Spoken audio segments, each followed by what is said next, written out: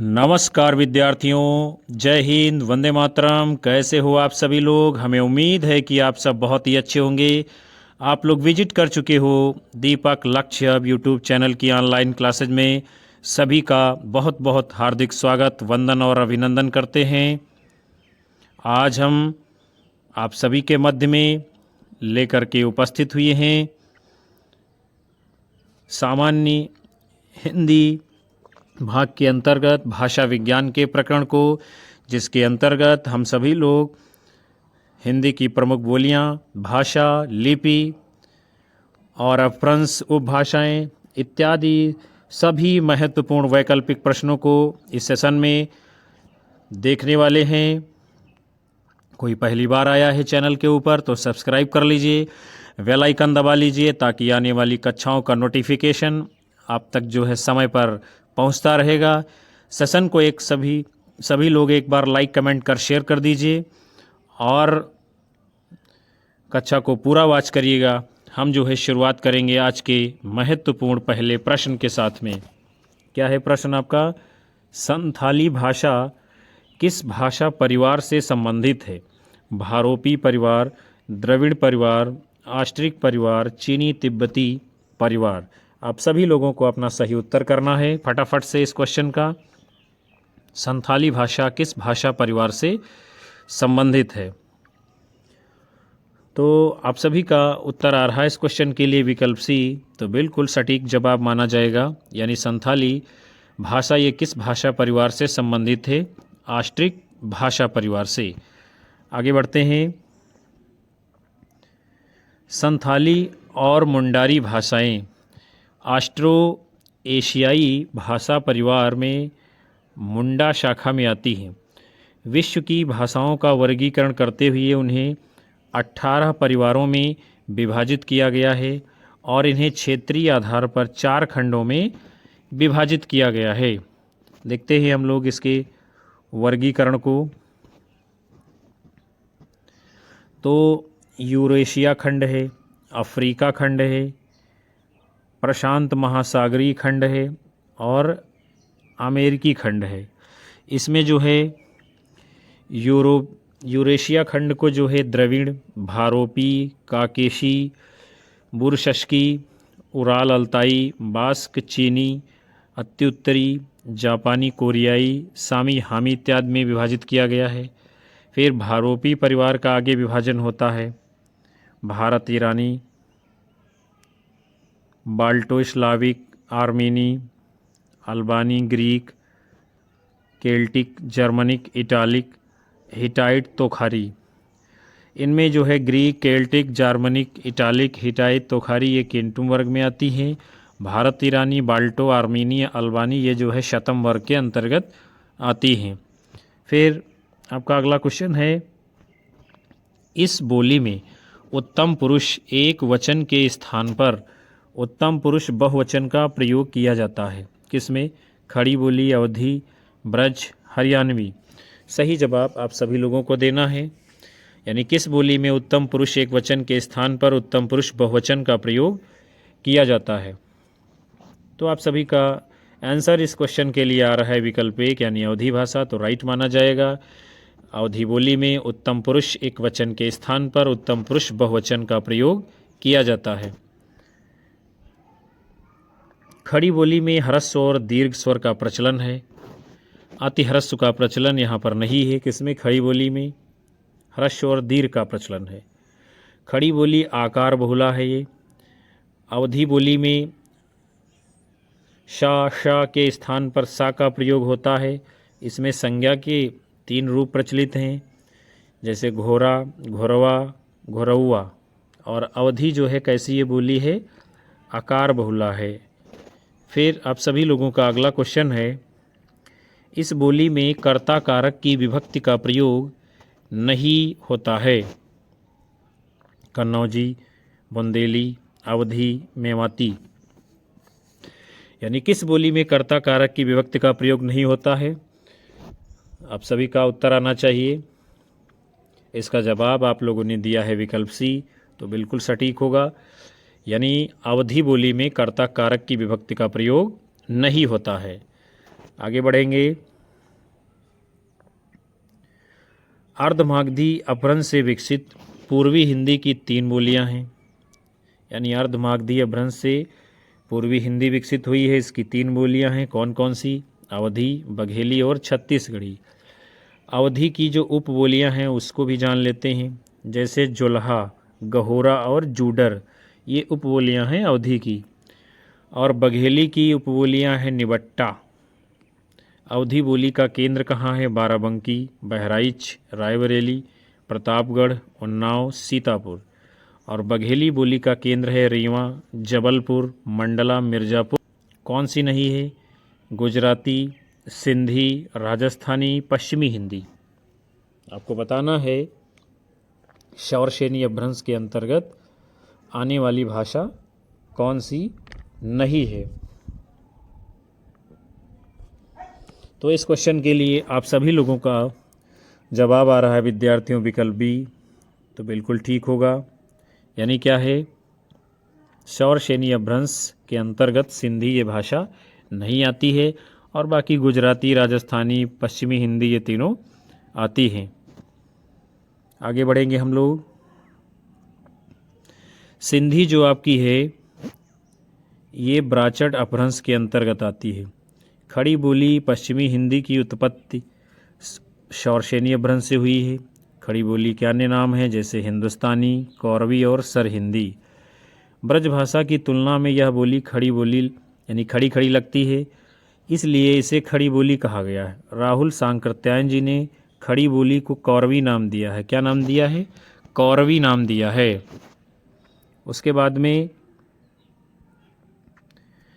फिर आपका अगला क्वेश्चन है, पहाड़ी हिंदी का विकास किस अपभ्रंश से माना गया है? ब्राचड, मागधी, पैशाची, खस। पहाड़ी हिंदी का विकास किस अपभ्रंश से हुआ है? तो इस क्वेश्चन के लिए आप सभी लोगों का जवाब क्या है? कहीं कहीं पर जो है वैसे तो पहाड़ी का विकास खस से हुआ है, लेकिन पैशाची से भी माना गया है। तो इस प्रकार अगर देखेंगे तो सी और डी इसके दोनों उत्तर सही माने जाएंगे, लेकिन अधिकतम जो सही उत्तर है वो आपका खस माना जाएगा। आगे बढ़ेंगे। यहाँ दिया भी है पहाड़ी हिंदी का विकास खस तथा पैशाची अपभ्रंश दोनों से माना जाता है। पहाड़ी हिंदी की 3 प्रमुख बोलियां हैं। सबसे पहले है कुमाऊनी। इसकी उपबोली हैं जैसे खज परजिया, कुमैया, पछाई, दानपुरिया। फिर आगे देखते हैं, गढ़वाली है आपकी। इसकी उपबोली हैं जौनसारी, मारछी, राजी, सलाड़ी आदि। उसके बाद में है नेपाली। नेपाली बोली को गोरखाली या खसखुस भी कहा जाता है। यह पूर्वी पहाड़ी की प्रधान बोली है। पैशाची अपभ्रंश से लहंदा, पहाड़ी, पंजाबी निकली है। ब्राचट अपभ्रंश से सिंधी निकली है। खस अपभ्रंश से पहाड़ी निकली है। मागधी अपभ्रंश से जो है बिहारी हिंदी निकली है, जिसकी जो है भोजपुरी, मगही, मैथिली ये 3 प्रमुख बोलियां हैं। उसके बाद में आपका अगला क्वेश्चन है, हिंदी के विकास के संबंध में निम्नांकित कथनों में एक असत्य है। हिंदी का विकास संयोगात्मक भाषा के रूप में हुआ है। हिंदी का विकास लगभग 1000 ईस्वी से माना जाता है। हिंदी अपभ्रंश के बाद की भाषा है। हिंदी एक वियोगात्मक भाषा है। कौन सा कथन इनमें से असत्य है यानी गलत है वो आपको बताना है। तो इस प्रश्न के लिए आप सभी का जवाब आ रहा है विकल्प ए।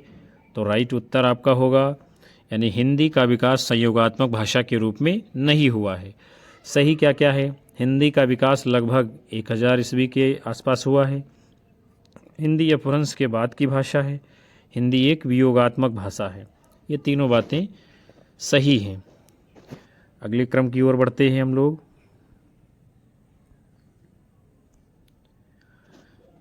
हिंदी जो है संस्कृत की उत्तराधिकारिणी भाषा है। ये अपभ्रंश के बाद की भाषा है। हिंदी भाषा का विकास संस्कृत से हुआ है, जबकि संस्कृत एक संयोगात्मक भाषा है एवं हिंदी वियोगात्मक भाषा है। फिर आपका अगला क्वेश्चन है, ब्रज भाषा का विकास किस अपभ्रंश से हुआ है? शौरसेनी, मागधी, अर्धमागधी, ब्राचड। ब्रजभाषा का विकास किस अपभ्रंश से हुआ है? आप सभी लोगों का उत्तर आया है इस क्वेश्चन के लिए विकल्प ए, तो बिल्कुल राइट होगा, यानी शौरसेनी अपभ्रंश से ब्रजभाषा विकसित हुई है। आगे बढ़ेंगे हम सभी। ब्रजभाषा का विकास शौरसेनी अपभ्रंश से हुआ है। शौरसेनी अपभ्रंश से पश्चिमी हिंदी, राजस्थानी, गुजराती हिंदी का विकास हुआ है। शौरसेनी अपभ्रंश में पश्चिमी, राजस्थानी, गुजराती हो गया। मागधी अपभ्रंश से बिहारी, बांग्ला, उड़िया, असमिया हो गया। अर्धमागधी अपभ्रंश से पूर्वी हिंदी विकसित है और ब्राह्मण अपभ्रंश से सिंधी विकसित हुई है। फिर आप सभी का अगला क्वेश्चन है, निम्नलिखित में से कौन सी भाषा आर्य भाषाओं में शामिल नहीं है? यूनानी, लैटिन, फारसी, अरबी, कौन सी नहीं है आर्य भाषाओं में शामिल? तो आपका उत्तर आ रहा है विकल्प डी, तो सही होगा। जो अरबी है ये आर्य भाषाओं में शामिल नहीं है और यूनानी, फारसी, लैटिन ये तीनों आर्य भाषा में शामिल हैं। फिर जो है अगला आपका क्वेश्चन है, पंजाबी भाषा की लिपि है, देखते हैं कौन सी है। गुरमुखी, फारसी, अरबी, बांग्ला, कौन सी है पंजाबी भाषा की लिपि? तो आप सभी लोगों का इस क्वेश्चन के लिए आंसर आ रहा है विकल्प ए, गुरमुखी, तो बिल्कुल राइट जवाब होगा। फिर गुरमुखी, डोगरी और सिंधी लिपि की उत्पत्ति जो है शारदा लिपि से हुई है। क्या है? गुरमुखी, डोगरी, सिंधी, इसकी उत्पत्ति कहाँ से हुई है? शारदा लिपि से।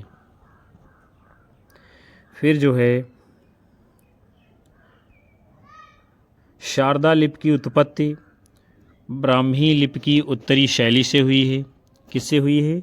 शारदा लिपि की उत्पत्ति ब्राह्मी लिपि की उत्तरी शैली से हुई है। गुरमुखी लिपि गुरु अंगद द्वारा विकसित लिपि है जो शारदा लिपि से विकसित हुई है। बांग्ला भाषा की लिपि पूर्वी नागरी लिपि है और यह देवनागरी लिपि का ही अंग है। फिर आप सभी का अगला क्वेश्चन है, शैली से तमिल, तेलुगु, मलयालम और कन्नड़ लिपियों का विकास हुआ है, यानी रिक्त स्थान में कौन सा उत्तर आपका सही होगा? दक्षिणी, पश्चिमी, पूर्वी, उत्तरी। तो इस प्रश्न के लिए आप सभी का जवाब आ रहा विकल्प ए, यानी दक्षिणी, तो राइट होगा। दक्षिणी शैली से तमिल, तेलुगु, मलयालम और कन्नड़ लिपियों का विकास हुआ है। आगे बढ़ेंगे हम सभी लोग। ब्राह्मी लिपि की दक्षिणी शैली से तमिल, तेलुगु, कन्नड़ लिपियों का विकास हुआ है। ब्राह्मी लिपि की जो उत्तरी शैली है उस उत्तरी जो है शैली से देवनागरी लिपि और शारदा लिपि का विकास हुआ है। ब्राह्मी लिपि के विकास क्रम को हम सभी लोग देख लेते हैं।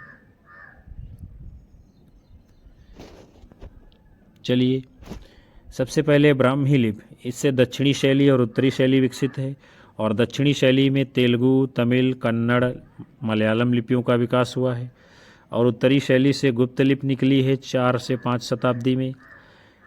फिर उससे जो है सिद्ध मातृका या कुटिल लिपि विकसित है। कुटिल लिपि के अंतर्गत देवनागरी लिपि 9वीं सदी में है और शारदा लिपि आपकी 10वीं सदी में है। शारदा लिपि से गुरमुखी, डोगरी और सिंधी का विकास आगे चलकर होता है।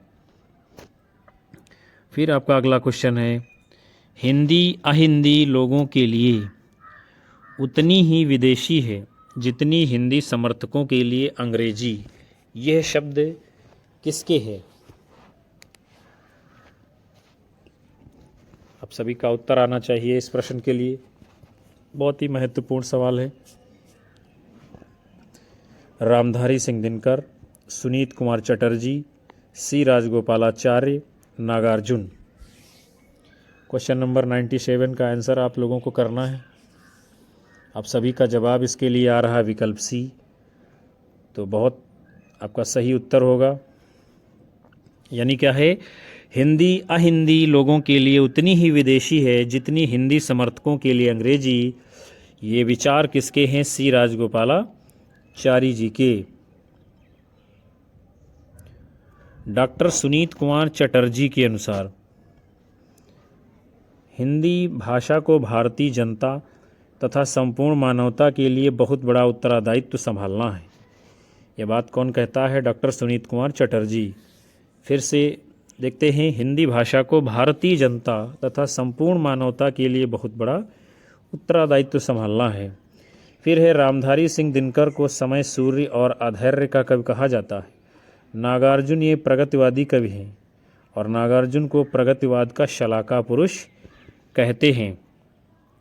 फिर उसके बाद में आपका अगला क्वेश्चन है, भारतीय आर्य भाषाओं को कितने कालों में विभाजित किया गया है? 4, 6, 2, 3।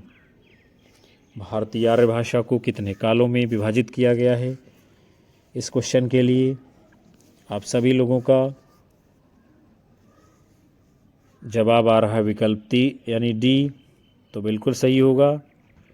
भारतीय आर्य भाषा को 3 कालों में विभाजित किया गया है। आगे बढ़ेंगे हम सभी लोग, देखते हैं 3 काल कौन कौन से हैं। तो सबसे पहले है आपका प्राचीन भारतीय आर्य भाषा काल। इसका समय 2000 ईस्वी पूर्व से 500 ईस्वी पूर्व तक है। फिर उसके बाद में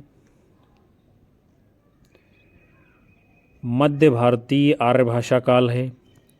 इसका समय 500 ईस्वी पूर्व से 1000 ईस्वी तक है। फिर है आधुनिक भारतीय आर्य भाषा काल। इसका समय 1000 ईस्वी से वर्तमान काल यानी अब तक है। फिर अगला क्वेश्चन है, वर्तमान में संविधान की अष्टम अनुसूची में कितनी भाषाएं सम्मिलित हैं? 10, 8, 50, 22। वर्तमान में संविधान की अष्टम अनुसूची में कितनी भाषाएं सम्मिलित हैं? तो आप सभी को पता होगा, मैंने कई बार बताया है। आपका उत्तर आ रहा है विकल्प डी, यानी कि 22 भाषाएं, तो राइट जवाब होगा। फिर भारतीय संविधान के भाग 17 में अनुच्छेद 343 से 351 तक राजभाषा का प्रावधान है। मूल संविधान में 14 भाषाएं थीं। 21वां संविधान संशोधन हुआ 1967 में। इसके द्वारा सिंधी को जोड़ा गया। उस समय संख्या फिर 15 हो गई। 71वां संविधान संशोधन अधिनियम 1972 के द्वारा कोकड़ी, नेपाली, मणिपुरी को सम्मिलित किया गया, यानी ये संख्या फिर 18 हो गई। और 92 जो संशोधन होता है संविधान में 2003 में, इसके द्वारा बोडो, डोगरी, मैथिली, संथाली को जोड़ा गया। फिर इनकी संख्या 22 हो गई। आगे बढ़ेंगे हम लोग। अगला आपका क्वेश्चन है, यह लिपि अक्षरात्मक लिपि है जबकि रोमन लिपि वर्णनात्मक लिपि है। स्पेनिश, देवनागरी, फ्रांसीसी, यूरोपी, यानी किस लिपि के विषय में ये कथन है?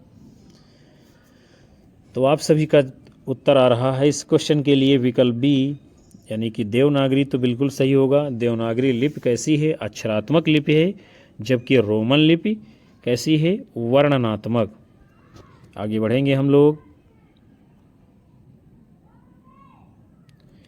लिपि के विकास की अवस्थाओं को हम लोग देख लेते हैं। तो सबसे पहले चित्रलिपि, फिर प्रतीक लिपि, फिर भावलिपि, फिर ध्वनि लिपि। और ध्वनि लिपि के 2 भेद हैं, अक्षरात्मक और वर्णनात्मक। भारत की सभी लिपियां कैसी हैं? अक्षरात्मक हैं। और रोमन लिपि ये वर्णनात्मक है। देवनागरी लिपि में एक वर्ण के लिए एक ही ध्वनि है, अर्थात प्रत्येक अक्षर उच्चरित है। और देवनागरी की वर्णमाला का वर्णक्रम कैसा है? वैज्ञानिक है। उसके बाद में फिर आपका क्वेश्चन है, भाषा रिक्त स्थान पर आधारित है, विकास पर, समाजवाद पर, वाक्य पर, सरलता पर। कौन सा है आपका सही उत्तर? आप लोगों को बताना है।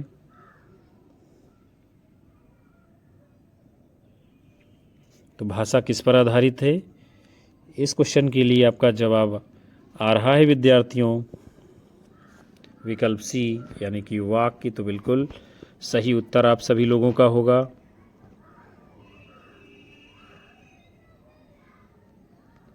भाषा के मुख्यतः 4 तत्व हैं: ध्वनि, शब्द, वाक्य, अर्थ। कौन कौन से हैं? ध्वनि, शब्द, वाक्य और अर्थ। इन 4 तत्वों को ही भाषा विज्ञान का 4 अंग माना गया है। उच्चारण की दृष्टि से भाषा की जो लघुत्तम इकाई है वो क्या है? ध्वनि है। किस दृष्टिकोण से? उच्चारण की दृष्टि से। फिर जो है आप सभी लोगों का अगला विवरण है सार्थकता की दृष्टि से। भाषा की लघुत्तम इकाई क्या है? शब्द है। किस दृष्टि से? सार्थकता की दृष्टि से। भाषा की व्याकरणीय योग्यता प्राप्त लघुत्तम इकाई पद या रूप है। भाषा की पूर्ण सार्थक इकाई को वाक्य कहते हैं। भाषा शब्द जो है संस्कृत के भाष, बोली, लिपि, उपभाषा, विभाषा। किसी भी भाषा को लिखने का ढंग क्या कहलाता है? तो आप सभी का जवाब आ रहा है विकल्प बी, तो बिल्कुल ठीक माना जाएगा। यानी किसी भी भाषा को लिखने का ढंग क्या कहलाता है? तो वो लिपि कहलाता है, यानी विकल्प बी आप सभी लोगों का सही उत्तर होगा। हम लोग बढ़ते हैं आगे। लिपि या लेखन प्रणाली का अर्थ होता है किसी भी भाषा की लिखावट का ढंग। ध्वनियों को लिखने के लिए जिन चिन्हों का प्रयोग किया जाता है वो लिपि कहलाती है। आपका अगला क्वेश्चन है, रिक्त स्थान है। भारत की राष्ट्रभाषा और राजभाषा है हिंदी, मलयालम, अवधी, अंग्रेजी। कौन सी भारत की राष्ट्रभाषा और राजभाषा है? आपको उत्तर करना है अपना। तो इस क्वेश्चन के लिए आप सभी लोगों का यह जवाब आ रहा विकल्प ए, हिंदी। तो बिल्कुल सही उत्तर माना जाएगा। हिंदी क्या है? भारत की राजभाषा और राष्ट्रभाषा भी है। आगे बढ़ते हैं हम सभी लोग।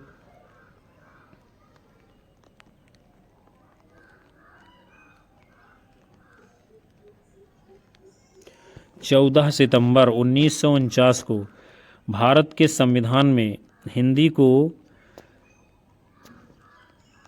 राजभाषा के रूप में मान्यता दी गई है। अनुच्छेद 343 में ये वर्णित है कि संघ की राजभाषा हिंदी और लिपि देवनागरी होगी। भारतीय संविधान के भाग 17 में अनुच्छेद 343 से 351 तक राजभाषा का प्रावधान है। संविधान की 8वीं अनुसूची में 22 भाषाओं को मान्यता दी गई है। मूल संविधान में केवल 14 भाषाएं थीं और अब इनकी संख्या कितनी हो गई है? तो 22 हो गई है। फिर उसके बाद में राजेंद्र प्रसाद, यानी ये राष्ट्रपति थे, सन 1955 ईस्वी में बीजी खेर की अध्यक्षता में राजभाषा आयोग का गठन किया और इस आयोग में कुल जो है 21 सदस्य थे। फिर आपका अगला प्रश्न है, रिक्त स्थान है। शैली में देवनागरी, बांग्ला, गुरुमुखी आदि लिपियों का विकास हुआ है। पूर्वी, पश्चिमी, दक्षिणी, उत्तरी। कौन सा आपका सही उत्तर है इस क्वेश्चन के लिए? तो आप सभी का इस क्वेश्चन के लिए जवाब आ रहा है विद्यार्थियों विकल्प डी, उत्तरी। तो बिल्कुल राइट आंसर होगा, यानी उत्तरी शैली से देवनागरी, बांग्ला और गुरुमुखी लिपियों का विकास हुआ है। हम सभी लोग आगे बढ़ रहे हैं। ब्राह्मी का उत्तरी शैली से 5वीं, 4वीं और 5वीं सदी में गुप्त लिपि तथा गुप्त लिपि से 6ठी सदी में कुटिल लिपि का विकास होता है। कुटिल लिपि से 9वीं सदी में जो है लगभग नागरी के प्राचीन रूप का विकास हुआ, जिसे प्राचीन नागरी भी कहा गया है। फिर अगला क्वेश्चन है आपका, रिक्त स्थान पानी की धारा है जो कठिनाई से नीचे सरलता की ओर जाती है। व्यक्ति, भाषा, समाज, प्रकृति। कौन सा है सही उत्तर इसका? क्वेश्चन नंबर 105 आपके सामने है। तो आपका जवाब आ रहा है इस क्वेश्चन के लिए विकल्प बी भाषा तो बिल्कुल सही होगा, यानी भाषा पानी की धारा है जो कठिनाई से नीचे सरलता की ओर जाती है। फिर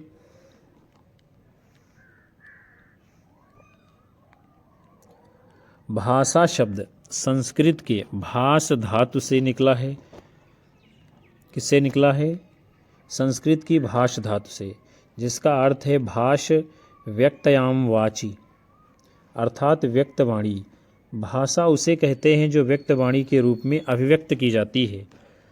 कामता प्रसाद गुरु जी कहते हैं, भाषा वो साधन है जिसके द्वारा मनुष्य अपने विचार दूसरों पर भली भांति प्रकट कर सकता है और दूसरों के विचार आप स्पष्टतया समझ सकते हैं। ये बात कौन कहता है? कामता प्रसाद गुरु जी कि भाषा वो साधन है जिसके द्वारा मनुष्य अपने विचार दूसरों पर भली भांति प्रकट कर सकता है और दूसरों के विचार आप स्पष्टतया समझ सकते हैं। फिर बाबूराम सक्सेना जी बताते हैं, जिन ध्वनि चिन्हों द्वारा मनुष्य परस्पर विचार विनिमय करता है उनको समष्टि रूप में भाषा कहते हैं। क्या कहते हैं बाबूराम सक्सेना जी? जिन ध्वनि चिन्हों द्वारा मनुष्य परस्पर विचार विनिमय करता है उसे उनको समष्टि रूप में भाषा कहते हैं। फिर जो है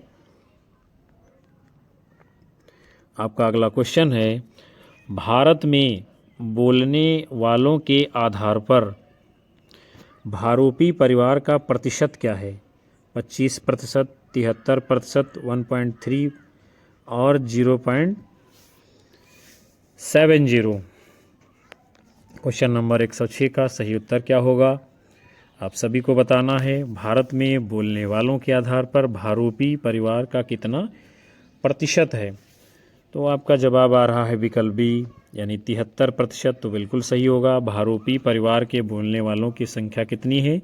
73%। फिर हम सभी लोग आगे बढ़ेंगे। विश्व जनसंख्या के लगभग आधे लोगों के द्वारा 45% भारोपीय भाषा बोली जाती है और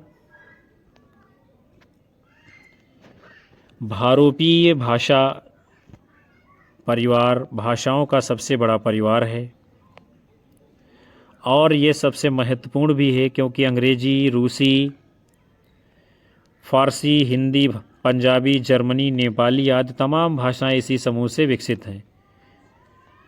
भारोपी परिवार को इंडो जर्मनिक, आर्य परिवार तथा भारत हित्ती परिवार के नाम से भी जाना जाता है। भारोपी परिवार की 10 शाखाएं हैं, जिन्हें ध्वनि के आधार पर शतम या केंतुम 2 वर्गों में विभाजित किया गया है। फिर जो है आपका अगला, प्रमुख भाषा परिवारों की संख्या कितनी है? 18 है।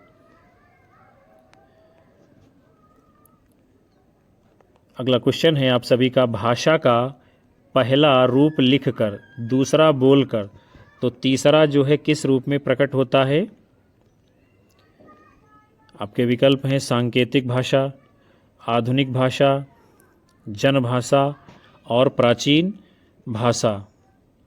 कौन सा इसके लिए आपका सही उत्तर होगा? यानी भाषा का पहला रूप लिखकर है, दूसरा है आपका मौखिक, तो तीसरा रूप कौन सा होगा? सांकेतिक भाषा, आधुनिक भाषा, जनभाषा और प्राचीन भाषा। क्या होगा आपका सही जवाब? आप लोगों को फटाफट से बताना है। क्वेश्चन नंबर 107, इसके लिए आप सभी लोगों का यह जवाब आ रहा है विद्यार्थियों, विकल्प 1 यानी सांकेतिक भाषा तो बिल्कुल सही होगा। भाषा का जो पहला रूप है वो लिखकर प्रकट किया गया है, दूसरा मौखिक रूप से और तीसरा किस प्रकार है? तो वो है आपका सांकेतिक रूप से। फिर है भाषा के आपके 3 रूप हैं, कौन कौन से? मौखिक भाषा, लिखित भाषा और सांकेतिक भाषा। मौखिक भाषा किसे कहते हैं? भाषा का वह रूप जिसमें एक व्यक्ति बोलकर विचार प्रकट करता है और दूसरा व्यक्ति सुनकर समझता है, वो मौखिक भाषा कहलाती है। फिर आपका है लिखित भाषा, जिन अक्षरों या चिन्हों की सहायता से हम अपने विचारों को लिखकर प्रकट करते हैं उसे लिखित भाषा कहा जाता है।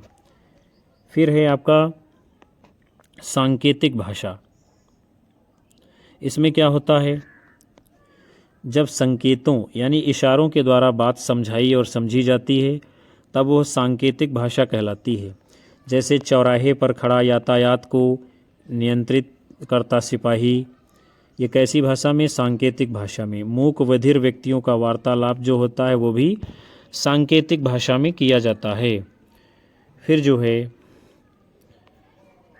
उसके बाद में आप सभी का अगला क्वेश्चन है, लिपि किसे कहते हैं? किसे कहते हैं लिपि? अंकित करने को, लिखित ध्वनि संकेतों को, बोलने के तरीकों को, चित्रों को किसे कहा जाता है? लिपि। तो आप सभी इसका उत्तर जानते हैं। क्या होगा जवाब? आप लोग अपना उत्तर दिए हैं विकल्प बी, तो बिल्कुल ठीक होगा। यानी जो लिखित ध्वनि संकेतों को क्या कहा जाता है? उसे लिपि कहते हैं।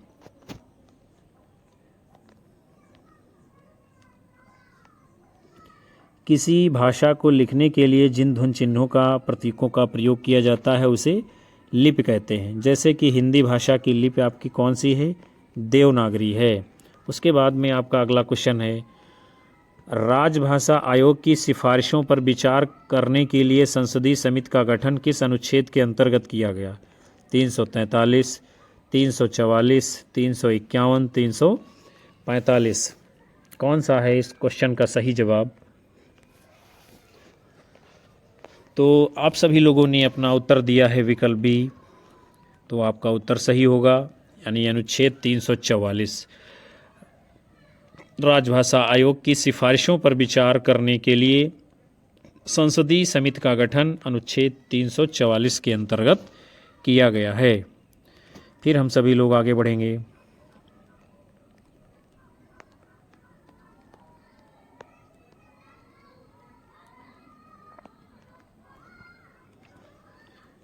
जबकि अनुच्छेद 343 के अंतर्गत संघ की राजभाषा, अनुच्छेद 345 के अंतर्गत राज्यों की भाषाएं या राजभाषाएं तथा अनुच्छेद 351 के अंतर्गत हिंदी भाषा के विकास के लिए निर्देश दिए गए हैं। उसके बाद में आप सभी का अगला क्वेश्चन है, नागरी लिपि का विकास किस लिपि से हुआ है? सैंधव लिपि, खरोष्ठी लिपि, यूनानी लिपि, ब्राह्मी लिपि। यानी नागरी लिपि का विकास किस लिपि से हुआ है? तो आप सभी लोगों का इस क्वेश्चन के लिए जवाब आ रहा है विकल्प डी। तो बिल्कुल सही उत्तर होगा आप सभी लोगों का। नागरी लिपि का विकास किस लिपि से हुआ है? तो ब्राह्मी लिपि से हुआ है। फिर उसके बाद हम सभी लोग आगे बढ़ेंगे।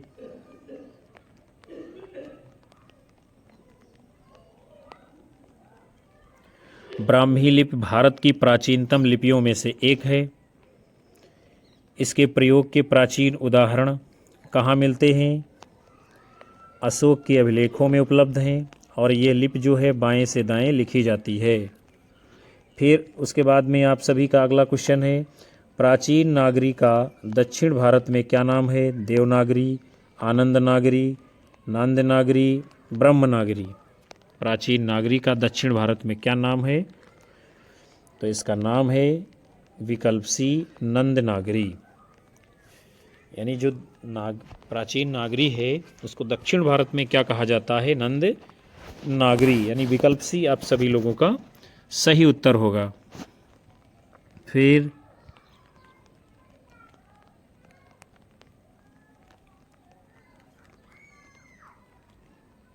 भारत की प्राचीन लिपि ब्राह्मी का प्रयोग 5वीं सदी ईस्वी पूर्व से लेकर 350 ईस्वी तक होता रहा है। इसके बाद दो शैलियों का विकास होता है, उत्तरी शैली और दक्षिणी शैली। उत्तरी शैली से चौथी सदी में गुप्त लिपि का विकास हुआ जो 8वीं सदी तक प्रयुक्त होती रही है, और 9वीं सदी के लगभग नागरी के प्राचीन रूप का विकास हुआ जिसे प्राचीन नागरी कहते हैं।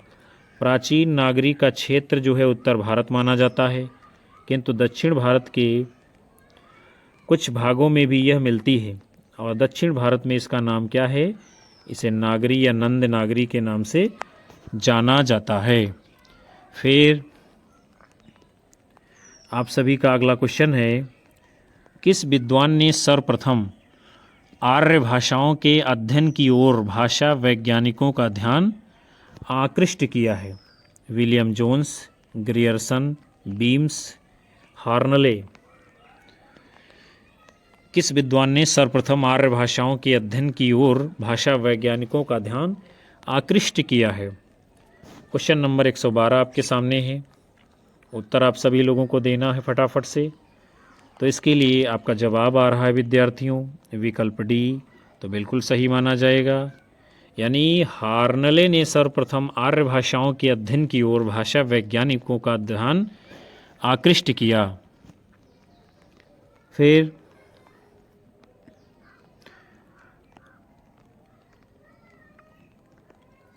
आधुनिक भारतीय आर्य भाषाओं का जो वर्गीकरण सर्वप्रथम किसने किया है? हार्नले ने किया है। किसने किया है? हार्नले ने। कब? 1880 ईस्वी में। हार्नले ने आधुनिक भारतीय आर्य भाषाओं को 4 भागों में विभाजित किया है।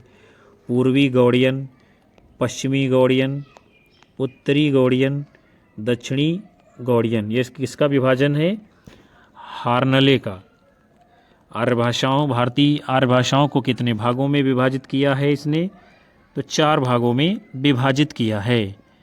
फिर हम सभी लोग आगे बढ़ेंगे अगले क्रम में। आप सभी लोगों का अगला क्वेश्चन है, किस भाषा को प्राकृत और आधुनिक भारतीय आर्य भाषाओं के बीच की कड़ी कहा जाता है? बहुत ही शानदार प्रश्न है। मैथिली, अपभ्रंश, तमिल, तेलुगु। किस भाषा को प्राकृत और आधुनिक भारतीय आर्य भाषाओं के बीच की कड़ी कहा जाता है? तो आप सभी लोगों का जवाब आ रहा है विकल्प बी, तो बिल्कुल सही होगा। यानी कि अपभ्रंश भाषा को प्राकृत और आधुनिक भारतीय आर्य भाषाओं के बीच की कड़ी कहा जाता है। हम लोग बढ़ते हैं आगे।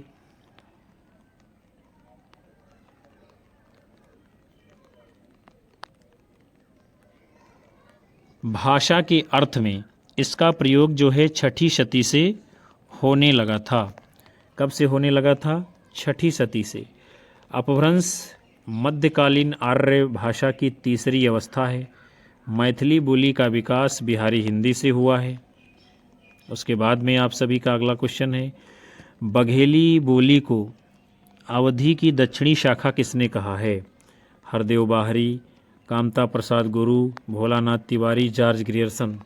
बघेली बोली को अवधी की दक्षिणी शाखा किसने कहा है? तो इस क्वेश्चन के लिए आप सभी लोगों का जवाब आ रहा है विकल्प ए, हरदेव बाहरी, तो बिल्कुल सही होगा। यानी हरदेव बाहरी जी ने बघेली बोली को अवधी की दक्षिणी शाखा कहा है। हम सभी लोग आगे बढ़ते हैं।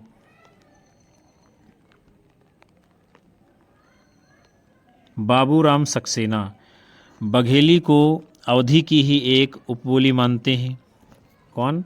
बाबूराम सक्सेना बघेली को अवधी की ही एक उपबोली मानते हैं। अवधी, बघेली, छत्तीसगढ़ी, ये सभी जो है पूर्वी हिंदी के अंतर्गत आती हैं। बघेली बोली की प्रमुख विशेषताएं हैं, अवधी का वा बघेली में बा हो जाता है। विशेषणों में हा प्रत्यय का प्रयोग अधिक होता है। बघेली में अधिकांशतः आदिवासियों की शब्दावली प्रयुक्त होती है। इसकी प्रमुख बोलियां हैं जैसे कि तिहारी, जुड़ार और गहोरा। किसकी बोलियां हैं?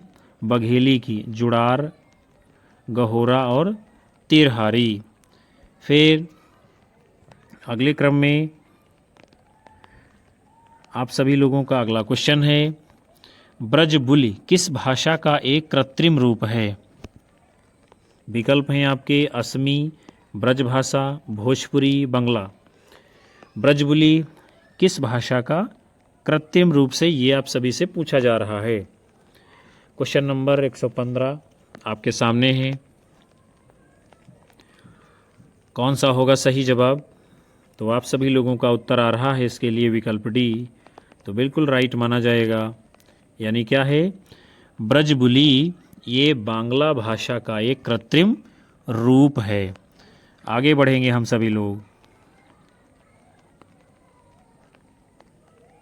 बंगाली कवि ईश्वर चंद्र गुप्त ने ब्रजबुली शब्द का सर्वप्रथम प्रयोग किया है? किसने किया है? बंगाली कवि ईश्वर चंद्र गुप्त ने ब्रजबुली शब्द का सर्वप्रथम प्रयोग किया है। ब्रजबुली की उत्पत्ति जो है अवहट्ट से हुई है।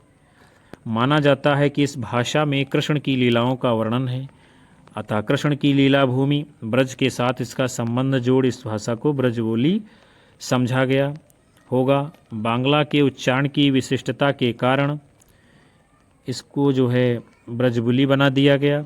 और ब्रज भाषा पश्चिमी हिंदी की उपबोली है और भोजपुरी क्या है? ये बिहारी हिंदी की उपबोली है।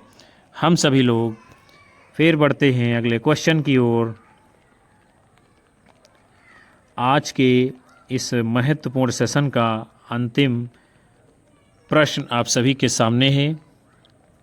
क्या है? निम्नलिखित में से किसका संबंध मागधी अपभ्रंश से नहीं है?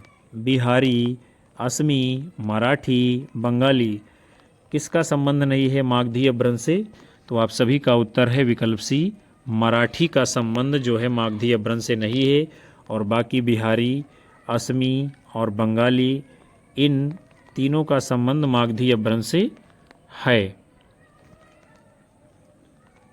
जबकि होता क्या है विद्यार्थियों, मराठी का संबंध जो है वो किससे है? महाराष्ट्रीय अपभ्रंश से। किससे है? महाराष्ट्रीय अपभ्रंश से। मागधी अपभ्रंश से जो है बिहारी, बंगला, उड़िया, असमिया निकली हैं। शौरसेनी अपभ्रंश से पश्चिमी हिंदी यानी ब्रज, खड़ी बोली, कन्नौजी, बुंदेली, बांगरू, राजस्थानी, गुजराती हिंदी निकली है। और अर्धमागधी अपभ्रंश से पूर्वी हिंदी निकली है। और पूर्वी हिंदी की अवधी, बघेली, छत्तीसगढ़ी, ये तीन प्रमुख बोलियां हैं। तो प्यारे विद्यार्थियों, आज के इस महत्वपूर्ण सत्र को हम यहीं पर समाप्त करते हैं, जिसके अंतर्गत आप सभी लोगों ने भाषा बोली, देवनागरी, अपभ्रंश भाषाएं, उपभाषाएं आदि से संबंधित महत्वपूर्ण प्रश्नों को देखा जाना समझा। हमें उम्मीद है ये सेशन आप सभी लोगों को पसंद आया होगा और ये प्रश्न आपकी आने वाली परीक्षाओं में बहुत ही महत्वपूर्ण भूमिका निभाएंगे। कक्षा को लाइक करिए, ज़्यादा से ज़्यादा अपने साथी मित्रों में शेयर करिए, हमारे चैनल पर विजिट कराते रहिए। और उन सभी साथियों का, विद्यार्थियों का बहुत बहुत हार्दिक धन्यवाद जो लगातार अंत तक सेशन में बने रहे हैं। हम जो है मिलेंगे आप सभी लोगों के बीच में फिर से अगली कक्षा के साथ में। तब तक के लिए आप सभी लोगों को नमस्कार, जय हिंद, वंदे मातरम, बाय बाय, शुभ रात्रि आप सभी लोगों को विद्यार्थियों।